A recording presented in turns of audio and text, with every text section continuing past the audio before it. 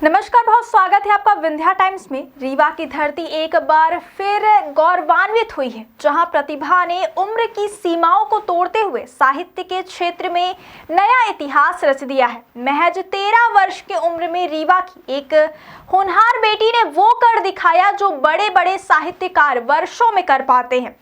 इतनी कम उम्र में इस बालिका ने 3 किताबें लिखकर न सिर्फ अपने परिवार बल्कि पूरे रीवा शहर का नाम रोशन कर दिया है। कहते हैं कि प्रतिभा उम्र की मोहताज नहीं होती, और इस कहावत को इस नन्ही लेखिका ने पूरी तरह सच साबित कर दिखाया। बताया जा रहा है कि बच्ची को बचपन से ही पढ़ने लिखने का गहरा शौक रहा है। जब दूसरे बच्चे खेलकूद में समय बिताते थे, तब यह बच्ची किताबों की दुनिया में खोई रहती थी। स्कूल की नियमित पढ़ाई के साथ साथ वह रोजाना अपने लेखन के लिए समय निकालती रही, लगातार अभ्यास करती रही और अपनी सोच को कागज पर उतारती रही। इसी निरंतर मेहनत और लगन का परिणाम है कि आज उसकी लिखी हुई 3 पुस्तकें सामने आ चुकी हैं। इन पुस्तकों में बाल मन की मासूम सोच, समाज से जुड़े महत्वपूर्ण संदेश और प्रेरणादायक विषयों को बेहद सरल और सहज और प्रभावशाली भाषा में प्रस्तुत किया गया है, जिसे हर उम्र का पाठक आसानी से समझ सकता है। स्थानीय शिक्षकों और साहित्यकारों का कहना है कि इतनी कम उम्र में पुस्तकों का लेखन किसी असाधारण प्रतिभा से कम नहीं है। उनका मानना है कि यदि इस बच्ची को सही मार्गदर्शन और निरंतर प्रोत्साहन मिलता रहा तो वह आने वाले समय में वह साहित्य जगत में बड़ा मुकाम हासिल कर सकती है।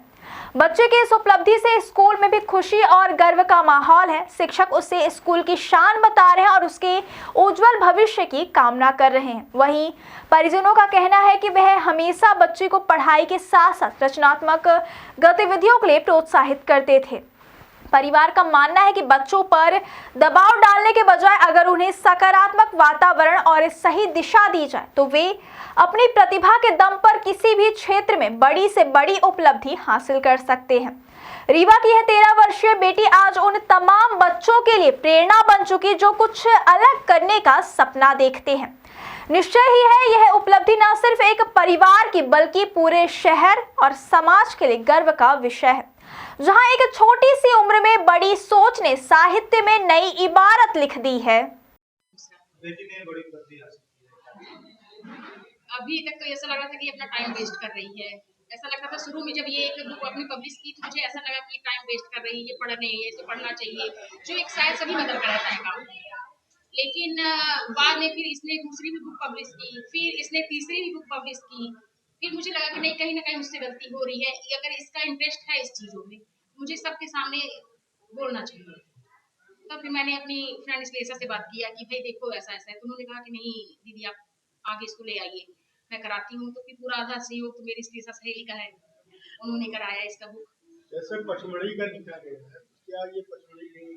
हाँ, इन्हें ये नहीं गई, एक ही बार है। इनका थोड़ी सी क्या है कि जब कहीं बाहर घूमने जाती है तो वहाँ की कल्चर को, वहाँ के फूड का क्या है, इन सब में इसका ज्यादा फोटो वीडियो रहता है। तो वहाँ पचमढ़ी से घूमने के आने के बाद ये रात में 1-1 बजे 2-2 बजे, मतलब हम लोग सो रहे हैं, मदर फादर ये अपना बैठ कर लैपटॉप में काम कर रही थी। जब ये बुक पब्लिश कर दी तब ये बोली कि मम्मी आज मेरी बुक एक पब्लिश हुई है पचमढ़ी। तो भी फिर हम लोग मोटिवेट नहीं किए, कह रहे इसकी अगर ये लाइन ये ले लेगी तो ये पढ़ नहीं पाएगी। लेकिन फिर ये दूसरी बुक भी लिखी टीनेजर्स पर, फिर तीसरी बुक लिखी, तब लगा कि नहीं नहीं, हमसे गलती हो रही है। बच्चा अगर जिस लाइन में जा रहा है उसको उसी में सपोर्ट करना चाहिए। तब फिर अब आप लोगों का सहयोग है, फिर जैसा हो। इतनी कम उम्र में 3 बुक लिखना आश्चर्य होता है। अब आगे ये तो भाग्य की बात है कि ऐसे हमें बेटी मिली है कि अब आगे भी कुछ और अच्छा कर जाए तो फिर बोला जाए। अभी तो कितने बच्चे हैं? हमारी 2 बेटियां हैं, ये एक बड़ी है, एक छोटी बेटी है, वो घर में है। अभी तक कुल कितनी किताबें? इन्होंने अभी 3 किताबें लिखी है और तीनों इनकी पब्लिश हो गई है। फिलहाल क्या बताना चाहती थी? अब देखिए, हम तो एक हाउस वाइफ है। अब एक तरह से कहा जाए तो कभी मदर फादर का भी सपोर्ट नहीं मिला, और इधर आए तो हस्बैंड का भी अब जैसा चाहिए वैसे नहीं मिल पाया, अपने आप को नहीं कर पाए। लेकिन अब लगता है कि नहीं, मेरी बेटी जिस लाइन में जाएगी मैं उसको पूरा सहयोग करूंगी। बेटी की लिखी हुई बुक क्या आपने पढ़ा, कैसा लगा? हाँ, ई बुक में मैंने पढ़ा है। जब उसने लिखा उसकी बुक्स मैंने तो उसकी बुक पढ़ी ही नहीं। एक बार बोला चलो ऐसे है, फिर दूसरी बुक भी नहीं पढ़ी। फिर जब तीसरी बुक इसने पब्लिश की तब मैंने इसकी पहली बुक पढ़ी। तब मुझे लगा कि मेरी बिटिया बाप रे इतनी होशियार, इतना सब कुछ लिख रही है, उसकी माँ को ये जानकारी नहीं है। तो मैंने बोला कि नहीं भाई, मैं आपको खुलकर सामने आती हूँ, सबके सामने आपसे बोलती हूँ। नाम बता दीजिए। जी असम से। बुक लिखी है, बुक लिखी है, तो हाँ, इस तरह की बुक और क्या खासियत है? ये पहली बुक 30 शेड्स ऑफ पचमढ़ी। ये बुक पूरा पचमढ़ी के बारे में, पूरा जो हमारे मध्य प्रदेश में स्थित है उसके बारे में है। ब्रिटिश हिस्ट्री और पांडवों का कैसे शिव जी वहां पे आके छुपे राक्षस भस्मासुर से बचने के लिए, ये पूरा पचमढ़ी के बारे में और ब्रीफ में है पूरी। और ये रही ये। और दूसरे book fracture days finding yourself in the strokes, ये दूसरी बुक मेरी, ये टीनेजर्स के बारे में है। हर चीज़ है, अट्रैक्शंस, फैमिली स्ट्रगल सब, लेकिन इस बुक से सबसे ज़्यादा वो लड़कियां रिलेट करेंगी जो उड़ना चाह रही हैं लेकिन उनके पंख किसी ने काट रखे। और ये मेरी तीसरी बुक द एश्ड मैन, ये अभी हाल ही में रिलीज की है मैंने। ये बुक एक प्रेमी के बारे में है, अधूरा प्यार, कविताओं से भरी पूरी किताब है ये। ये कहानी कहाँ से दिमाग में आई? ये कहीं से आपने कॉपी किया? नहीं कॉपी नहीं किया, ये अपने पहली बुक लिखने के बाद वो एक अपने आप में होने लगा। उसके बाद किताबों से प्यार होने लगा, मतलब इतना हो गया कि अब मेरे पास मात्र 13 साल की उम्र में मेरे घर पे 80 से 90 किताबें रखी हुई हैं। कौन सी क्लास में हैं आप? 7th। ये प्रेरणा कैसे मिली आपको 7th क्लास में आपको? ये मेरे को पहले लिखा, फिर मेरे को पहले ही लगा था कि अपने विचार आप सबके साथ करते हैं। बहुत लिख लिया था इसलिए मैंने शेयर भी किया, नहीं तो मैंने कभी सोचा भी नहीं था कि मैं इन्हें लिख पाऊंगी। हाँ, शुरुआत कैसे रही बुक लिखने की? क्या कुछ कठिनाई आई पहली कैसे? हाँ बहुत कठिनाई हुई। पहले तो मैं कोई आइडिया नहीं था पब्लिश कैसे करते हैं, इसमें मेरे को बहुत टाइम लगा। लिखा तो लिखने में तो उतना नहीं, लिखने में भी टाइम लगा, लेकिन एक घूम के आई थी तो थोड़ा ज्यादा आइडिया था उस जगह के बारे में, तो वो इजी हुआ मेरे लिए। लेकिन पब्लिश में थोड़ा टाइम लगा। कहाँ पर अवेलेबल है? किंडल पे है, अमेजोन किंडल पे है। और अगर यहाँ पे कोई भी पढ़ना चाहता है मेरी बुक को तो आप गूगल पे जाके Radhika Mishra Kindle store search कर सकते हैं, पहला लिंक आएगा वो। घर वालों ने कभी डांटा नहीं कि पढ़ाई नहीं करी हो, बुक लिख रही हो किसी?